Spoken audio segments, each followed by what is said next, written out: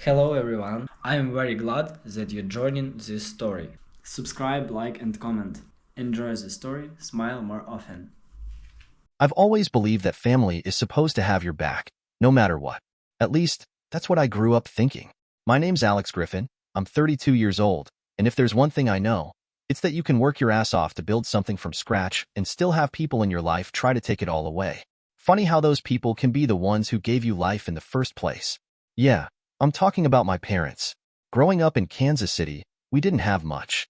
My dad, Ron, was a mechanic, and my mom, Linda, worked as a secretary at some law firm downtown. They weren't bad people back then, or at least I didn't think so. They taught me the value of hard work, or at least my dad did, and my mom always made sure I had what I needed for school. But the thing about family is, sometimes they're more interested in what you can do for them than who you actually are. When I started my marketing company at 26, it wasn't like anyone handed me a silver spoon. I built the damn thing from the ground up. Long nights, weekends, coffee-fueled brainstorming sessions where failure felt like a shadow hanging over my shoulder. I made it work, though, and by 30, Griffin Digital Solutions was pulling in 7 figures annually. It felt like I had finally arrived, like all the struggle meant something.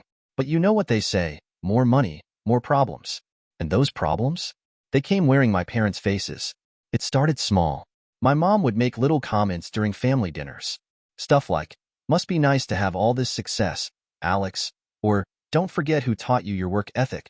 I'd brush it off. But then my dad started asking for money. At first, it was just a few $100 here and there to fix up the garage or help with their mortgage payments. I didn't think much of it. I mean, they were my parents. But then the requests turned into demands. Alex, you owe us, my dad said one night, his voice tinged with frustration.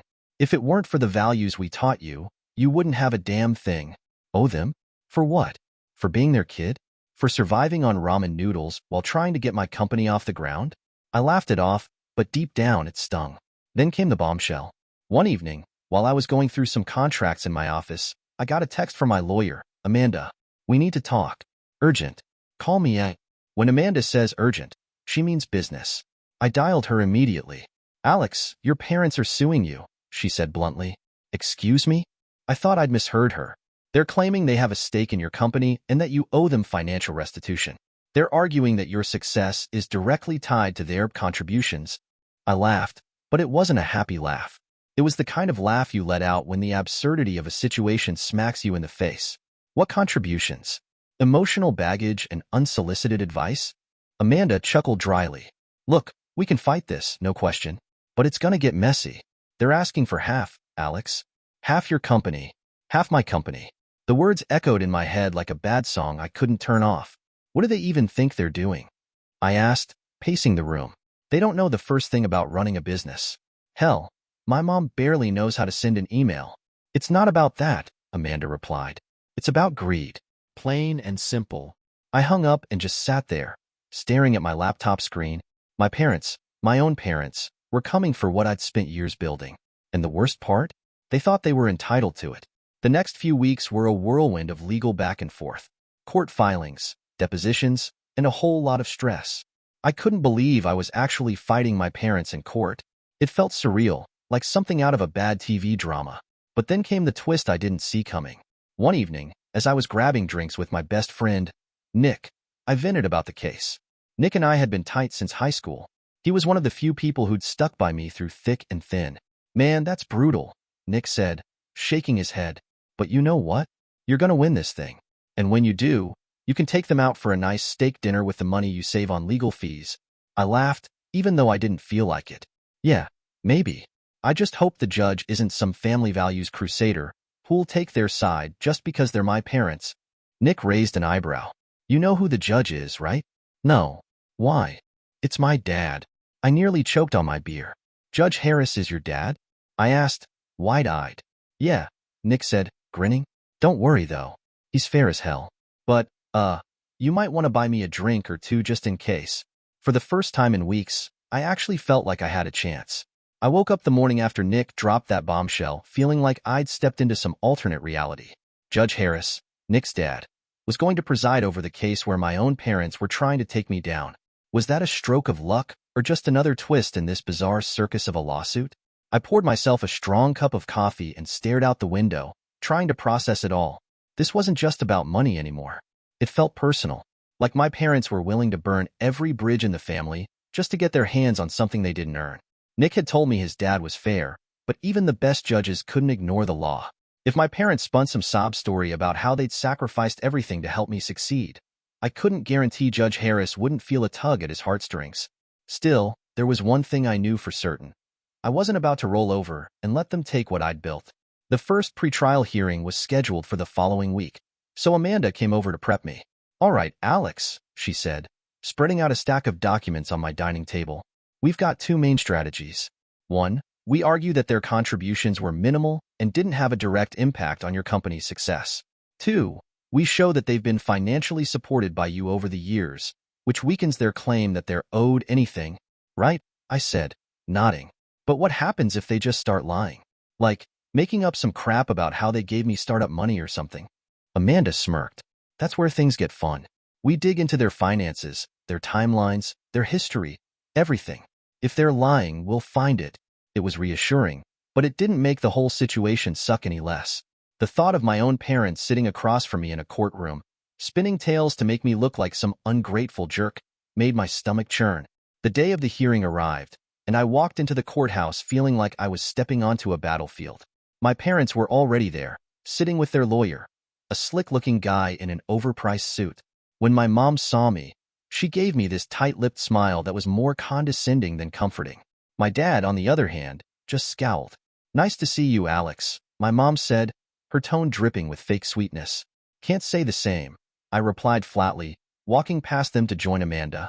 Judge Harris entered the courtroom a few minutes later, and I couldn't help but glance at Nick's dad as he took his seat. He had the same no-nonsense expression Nick got whenever he was about to call me out on my BS. The hearing was mostly procedural, setting dates, reviewing preliminary evidence, and outlining the claims. But even in that short time, I could see the cracks in my parents' case. Their lawyer tried to argue that they'd been instrumental in my success, but when Judge Harris asked for specifics, the guy fumbled. "What, exactly, were your client's contributions to Mr. Griffin's company?" Judge Harris asked, his voice calm but firm. The lawyer cleared his throat. "Well, Your Honor, they provided emotional support and guidance during the early stages of the business. Additionally, Mr. Griffin's upbringing and the values instilled by his parents directly contributed to his success." Judge Harris raised an eyebrow. "Emotional support? Values? That's a bit abstract, wouldn't you say?" Amanda leaned over and whispered, "He's not buying it. This is good." By the end of the hearing, I was feeling cautiously optimistic. But that optimism didn't last long. Later that night, I got a call from my mom. Against my better judgment, I picked up. "Alex," she started, her tone somewhere between pleading and pissed off. "Why are you doing this to us? We're family. Are you serious right now?" I snapped. "You're the one suing me, Mom, not the other way around. All we're asking for is what we deserve," she said. "You wouldn't have what you have if it weren't for us. Your father worked 2 jobs to put food on the table and I—" "You what, Mom?" I interrupted. "Paid for my college? Loaned me startup money?" "Oh wait, no. I paid for that myself because you said you couldn't afford to help." There was a long pause on the other end of the line. "You've changed, Alex," she said finally, her voice cold. "Success has made you selfish." "No, Mom," I replied. "Success has made you greedy." I hung up before she could respond, my hands shaking with anger. I couldn't believe it had come to this. The next day, Nick and I grabbed lunch, and I filled him in on everything. "Man, that's rough," Nick said, shaking his head. "But you gotta admit, the irony's kind of hilarious. My dad's the one deciding if your parents get their payday." "Yeah, hilarious," I said dryly, stabbing a fork into my salad. "Hey, look on the bright side," Nick said, smirking. "At least now you know why I never ask my dad for favors. He'd probably make me file a formal request just to borrow the car." I chuckled despite myself. Nick always had a way of lightening the mood, even when things were falling apart. "Seriously, though," he said, leaning in, "my dad's not going to take their side just because they're your parents. He's all about fairness. And honestly, their case sounds weaker than the coffee at that diner we used to hit up after school." "Thanks, man," I said. "I just hope you're right." As the trial date approached, the tension only grew. My parents' lawyer filed a motion for expedited proceedings, arguing that they were facing financial hardship because of my refusal to share the company's profits. Amanda countered with evidence, showing that I'd given them over $50,000 in the past 3 years for various emergencies. When Judge Harris reviewed the motion, he didn't hold back. Financial hardship, he said, looking directly at my parents. From what I've seen, Mr. Griffin has been more than generous with his financial support. If you're claiming hardship, you'll need to provide clear evidence of your current financial situation. My dad shifted uncomfortably in his seat, and my mom avoided eye contact. Amanda gave me a subtle thumbs up, and I felt a small surge of hope. But deep down, I knew the real fight was just beginning. The closer we got to the trial, the nastier things became. My parents, who once called me every week to check in or send pictures of the cat, had turned into strangers, or worse, enemies. It wasn't just the lawsuit anymore. They were playing dirty, and I was starting to see just how far they'd go to get what they wanted. It started with little things, like them spreading rumors to family friends. My Aunt Cheryl, who was about as subtle as a freight train, called me one evening in full, concerned relative mode. "Alex, honey, is it true you're cutting your parents off financially?" "What?" "No," I said, almost choking on my drink. "Well, that's what your mom told me," she said, her voice dripping with judgment. "She said you've gotten too big for your britches, whatever that means. That you're living in some fancy condo while they're struggling to make ends meet." I pinched the bridge of my nose, trying to keep calm. "Aunt Cheryl, I've given them thousands of dollars, and they're suing me for half of my company. Does that sound like struggling to you?" There was silence on the other end before she sighed. "Lord have mercy. I don't know what's gotten into them. Your parents used to be so proud of you." "Yeah," I muttered, until I stopped being an eight. That wasn't even the worst of it. A few days later, Amanda called me, her voice sharp and urgent. "Alex, we've got a problem," she said. "Great," I muttered. "What now?" "They've submitted an affidavit claiming they gave you $20,000 in startup funds for the company." I laughed out loud. $20,000? Where the hell would they even get that kind of money? My dad's old Ford barely runs. "That's exactly what we're going to prove," Amanda said. "But the problem is, if they can convince the court that they invested in your company, it could complicate things. We'll need to dig into their financial records and bank statements to blow this out of the water." "Do it," I said, my voice hard. "Whatever it takes." Over the next couple of weeks, Amanda went full detective mode. She subpoenaed their financial records, cross-referenced timelines, and even hired a forensic accountant. Meanwhile, I tried to focus on running my company, but it felt like I was walking around with a target on my back. One afternoon, Nick swung by my office with lunch. "You look like crap," he said, dropping a bag of tacos on my desk. "Thanks for the pep talk," I muttered, tearing into a burrito like it owed me money. "I mean it," he said, sitting across from me. "This whole thing is messing with your head. You need a break." "A break?" I said, glaring at him. "From what? Defending myself against my parents? Making sure they don't tank my company?" "Yeah, sounds super relaxing." Nick leaned back in his chair, crossing his arms. "All right, I get it. But stressing yourself out 24/7 isn't going to help. And for what it's worth, my dad thinks their case is a joke." "Really?" I asked, perking up. "Yeah," Nick said, grinning. "He told me their lawyers' arguments are flimsier than a wet paper towel. But don't quote me on that, or he'll ground me." Again. Despite everything, I laughed. Leave it to Nick to find the humor in a dumpster fire. A week before the trial, Amanda called with good news. "We've got them," she said, her voice triumphant. "Got them how?" I asked, leaning forward in my chair. "Remember their $20,000 investment? Turns out it never existed. We traced their bank records, and not only is there no evidence of a transfer to you, but their account balances at the time were barely enough to cover their bills. They're lying, Alex, and we can prove it."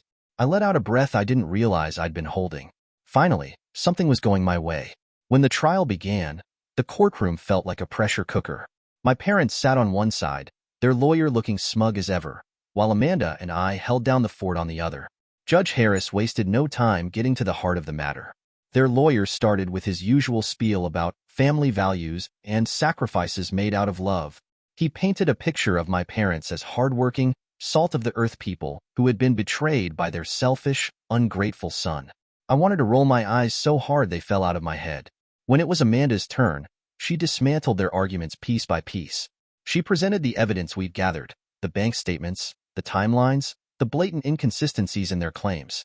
"Your Honor," Amanda said, her voice steady and confident, "the plaintiffs have not provided a single shred of verifiable evidence to support their claims.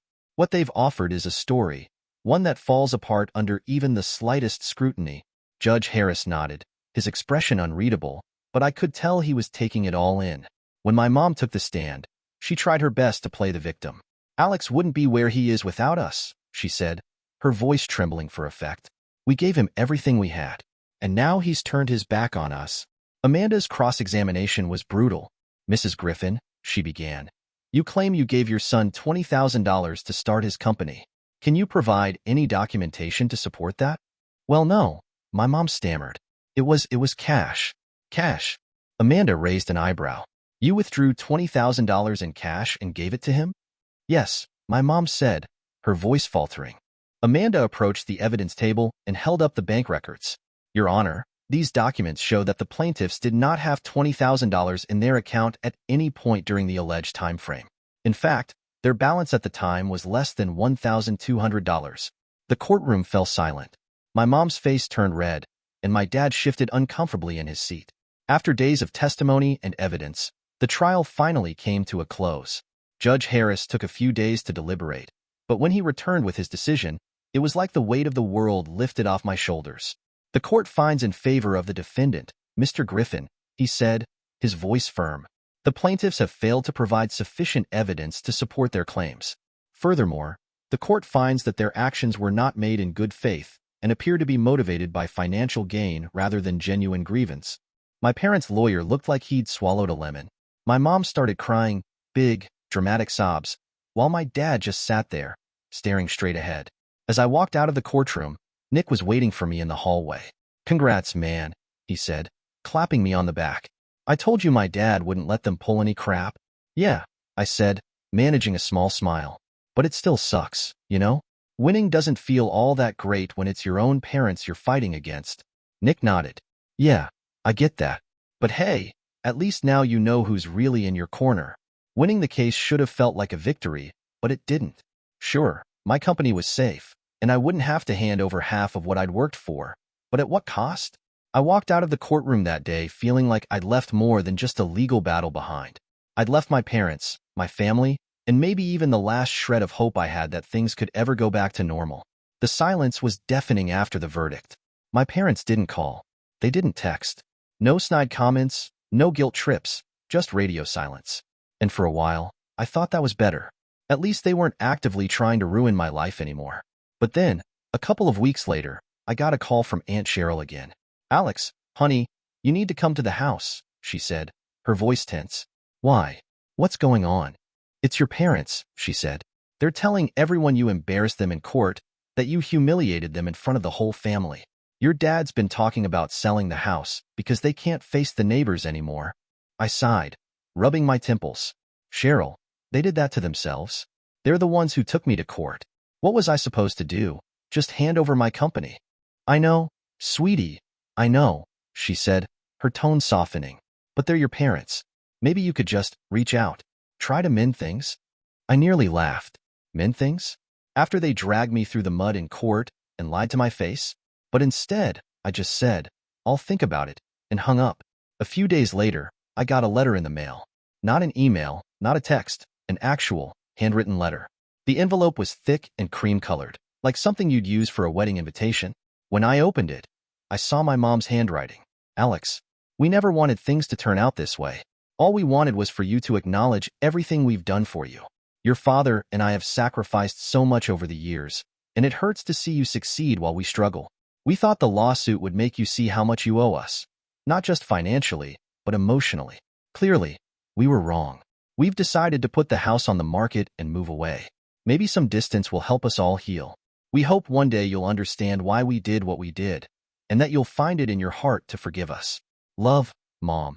I stared at the letter for what felt like hours. Forgive them? For what? For trying to destroy me in court? For lying to everyone about what happened? For putting me through hell just because they couldn't accept that I'd built my success without them? But then again, what would holding on to all this anger do for me? It wasn't like they were going to change. And honestly, I was exhausted. Later that evening, I called Nick. Dude, I said as soon as he picked up, my parents are selling the house. Wait, what? Nick said, his voice laced with confusion. I thought they loved that house. Isn't your dad obsessed with his workshop in the garage? Yeah, well, apparently I've humiliated them so badly they can't face the neighbors, I said bitterly. Nick let out a low whistle. Man, that's a new level of petty. What are you gonna do? I don't know, I admitted. Aunt Cheryl wants me to reach out, but I feel like that's just rewarding them for being awful. True, Nick said, but at the same time, do you really want this dragging on forever? At some point, you gotta ask yourself if being right is worth losing your parents over. That one hit me hard. I didn't respond right away, and Nick, being Nick, changed the subject to something lighter. But his words stuck with me long after we hung up. A week later, I decided to call my mom. Not because I thought it would fix anything, but because I needed to say my piece. When she picked up, her voice was guarded. Alex. Hey, Mom, I said, trying to keep my tone neutral. I got your letter. I wasn't sure if you'd read it, she said softly. I did, I said. And I don't know. I don't understand why you thought suing me was the answer. There was a long pause before she replied. We were desperate, Alex. Your father's been out of work, and we're drowning in debt. Watching you succeed while we were struggling, it just felt so unfair. We thought you'd help if we forced your hand. Help? I said, incredulous. I did help. I've been helping for years, Mom, but you didn't ask for help. You went straight to trying to take what wasn't yours. I know, she said, her voice trembling. And I'm sorry. I really am. But your father, he's too proud to ask for charity. He thought this was the only way. And what about you? I asked. You could have stopped him. She didn't answer, and the silence felt heavier than any words she could have said. In the end, I told her I forgave them. Not because I thought they deserved it, but because I needed to let it go. Carrying around all that anger wasn't doing me any favors. But forgiveness didn't mean going back to how things were. I told her I'd help them sell the house if they needed it, and that I'd help them find a new place to live. But I made it clear that my generosity had limits. Mom, I said before we hung up, I need you to understand something. I'm not a kid anymore. I'm not your safety net, and I'm not your retirement plan. If you want me in your life, it has to be as your son, not your ATM. She promised things would change, but I didn't hold my breath. People don't just change overnight, especially when money's involved. Forgiveness might sound noble, but let me tell you, it doesn't feel like some magical solution. After that phone call with my mom, I felt conflicted. I had let go of some of my anger, but I wasn't stupid. I knew things weren't going to go back to normal, and honestly, I wasn't sure I even wanted them to. The next few weeks were awkward. My parents didn't call, and I didn't reach out either. Part of me hoped they'd take some time to reflect on everything that had happened. Another part of me was just relieved to have some peace and quiet. Then, out of nowhere, I got a call from my dad. Alex, he said gruffly. No hello, no small talk, just my name. Dad, I replied, matching his tone. What's up? There was a pause, and I could hear him breathing on the other end of the line. Your mom says you're willing to help us sell the house. Yeah, I said cautiously. If that's what you need, I can help. Good, he said, his voice tight. But let's get one thing straight. I'm not looking for charity. If you're doing this to feel like some big shot, save it. I almost hung up right then and there. But instead, I took a deep breath and reminded myself that this wasn't about him. It was about me letting go of the bitterness. Okay, Dad, I said evenly. Let me know when you're ready to list the house. I'll get a realtor to help you out. Fine, he said, and then, without another word, he hung up. Classic Ron Griffin. A few days later, I called a realtor friend of mine and explained the situation. Her name was Rachel, and she'd been in the business for over a decade. If anyone could handle my parents, it was her. When we showed up at the house for the initial walkthrough, I wasn't sure what to expect. My parents greeted Rachel with polite smiles, but the second I stepped through the door, the temperature in the room seemed to drop. Alex, my mom said stiffly. Thanks for coming. Sure, I said, keeping my tone neutral. Let's get started. Rachel walked around the house, taking notes and snapping pictures. Meanwhile, I hung back, trying to avoid any unnecessary conversation. But of course, my dad couldn't resist taking a jab. Nice of you to finally show up, he muttered under his breath. I bit my tongue and didn't respond. It wasn't worth the argument. Rachel wrapped up the walkthrough in about an hour, and we sat down at the kitchen table to go over the details. She explained the listing process, suggested an asking price, and even recommended a few minor repairs to boost the home's value. Do you think it'll sell quickly? My mom asked, her voice tinged with worry. Shouldn't be a problem, Rachel said confidently. The market's hot right now, and this neighborhood is in demand. As long as we price it right, you'll have offers in no time. My mom nodded, but my dad just sat there with his arms crossed, glaring at me like I was the reason they had to sell in the first place. Over the next few weeks, Rachel worked her magic. She got the house cleaned, staged, and listed, and sure enough, offers started rolling in almost immediately. My parents accepted an offer slightly above asking price, and for a moment, it seemed like things might actually go smoothly. But of course, that didn't last. One evening, Rachel called me with some unexpected news. "Hey, Alex," she said hesitantly. "Your parents want to back out of the sale." "What?" I asked, shocked. "Why?" "They said they're having second thoughts about moving," she explained. "They think they can make things work financially if they just tighten their budget." I let out a bitter laugh. Tighten their budget? That's rich coming from people who tried to take half my company. "Yeah, well, they're adamant," Rachel said. "I thought you should know." I hung up and immediately called my mom. "Why are you backing out of the sale?" I asked, skipping the pleasantries. "Your father thinks we acted too hastily," she said, her tone defensive. "He doesn't want to give up the house if we don't have to." "So, what's the plan?" I asked, trying to keep my frustration in check. "Stay here and hope the bills magically pay themselves?" "We'll manage," she said firmly. "We've always managed." That was it. I'd had enough. "Mom, you're not managing," I snapped. "You're drowning. And instead of accepting help, you're clinging to this fantasy that everything's fine. Well, it's not. You're in this mess because of your own choices, and I'm not going to keep cleaning up after you." There was a long silence on the other end of the line. "I see," she said finally, her voice cold. "Well, thank you for your input, Alex. But we'll handle this on our own." And just like that, she hung up. At that point, I was done. Done trying to help. Done trying to make peace. If they wanted to dig themselves deeper into a hole, that was their choice. I wasn't going to stick around and watch them drag me down with them. Nick came over that night, bringing beer and a much-needed distraction. "So, they're backing out of the sale?" he asked, raising an eyebrow. "Yep," I said, taking a long swig of my drink. Because apparently, being stubborn is more important than being financially stable. Nick shook his head. "Man, that's rough. But honestly, you've done more than enough. If they want to be miserable, let them. You've got your own life to live." He was right. I'd spent so much time trying to fix things, trying to make them see reason, but some people just don't want to be saved. In the weeks that followed, I threw myself back into work. Griffin Digital Solutions was thriving, and for the first time in months, I felt like I could breathe again. My parents? I didn't hear from them, and I didn't reach out. The truce we'd made was fragile at best, and honestly, I wasn't sure there was anything left to salvage. Sometimes, family isn't about blood. It's about the people who stand by you, who support you, who don't try to tear you down when you succeed. Months passed, and I settled into a routine. My work consumed most of my time, which was fine by me. Griffin Digital Solutions was growing faster than ever, and I was finally starting to feel like I could focus on the future without the weight of family drama dragging me down. But just when I thought the storm had passed, my mom called. "Alex," she said, her voice sounding weaker than I remembered. "Can we talk?" I almost hung up out of instinct, but something in her tone stopped me. "What's going on?" I asked warily. "It's your father," she said, her voice breaking slightly. "He's been having health problems.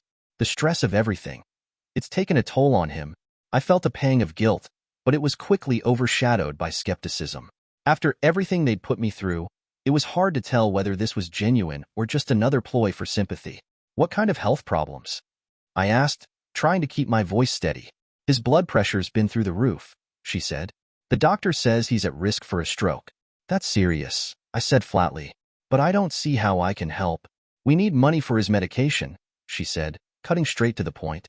There it was. "I thought you said you'd manage," I said, my tone sharper than I intended. "Alex, please," she said, her voice trembling. I wouldn't ask if it wasn't important. I wanted to feel compassion. I wanted to believe her. But the anger I'd buried months ago bubbled back to the surface. "You wouldn't ask unless it was important?" I snapped. "You mean like when you sued me? Or when you lied in court about giving me startup money?" "That's not fair," she said, her voice rising. "We were desperate." "Exactly," I said, cutting her off. "And now you're desperate again. But here's the thing, Mom. I'm done. You made it clear that I'm not your son to you. I'm a paycheck, and I'm not playing that role anymore." She started to say something, but I hung up before she could. My hands were shaking, and I felt like I just slammed a door shut on a part of my life I wasn't ready to face. That night, I sat in my apartment, staring at my phone. Part of me wanted to call her back. Another part of me wanted to burn every bridge between us and never look back. Nick came over, as usual, and I vented everything to him. "Man, that's heavy," he said, cracking open a beer. "But honestly, you're not wrong. You've given them chance after chance, and they keep screwing you over. I just feel like a terrible person," I admitted. "I mean, what kind of son turns his back on his parents?" "The kind of son whose parents tried to take him for half of what he owns," Nick said bluntly. "Look, I get it. They're your family. But family's supposed to have your back, not stab you in it. At some point, you gotta look out for yourself." I nodded, but his words didn't make the guilt go away. A few weeks later, I heard through Aunt Cheryl that my parents had sold the house after all. Apparently, their financial situation had finally forced their hand. They moved to a small apartment on the other side of town, and as far as I knew, my dad's health hadn't improved much. I thought about reaching out, but every time I picked up the phone, something stopped me. It wasn't anger anymore. It was exhaustion. I was tired of the endless cycle of guilt, manipulation, and disappointment.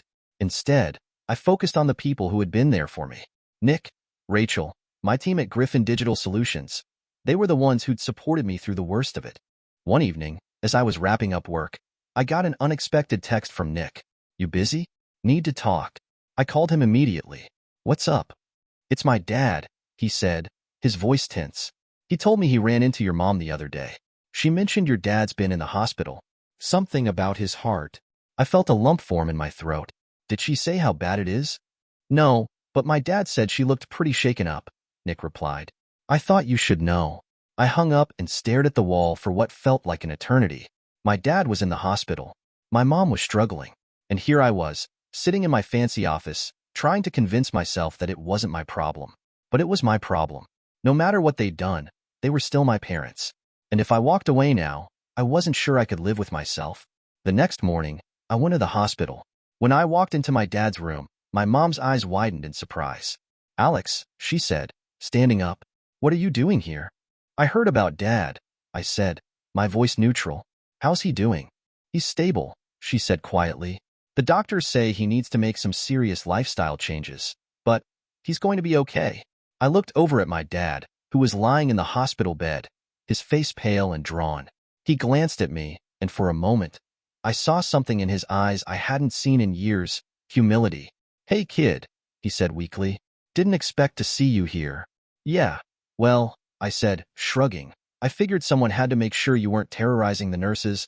He chuckled softly, then winced. "Still got that smart mouth, huh?" "Runs in the family," I said, a small smile tugging at my lips. That day didn't fix everything. Far from it. But it was a start. Over the next few weeks, I helped my mom get their finances in order and made sure my dad had everything he needed to recover. I didn't do it because I owed them. I did it because it was the right thing to do.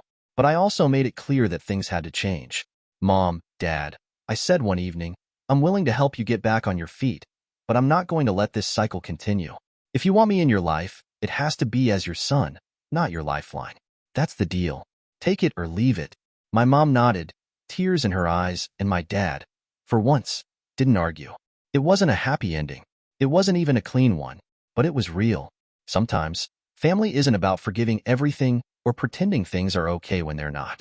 It's about finding a way forward, even when the past feels like a weight you'll never fully shake off.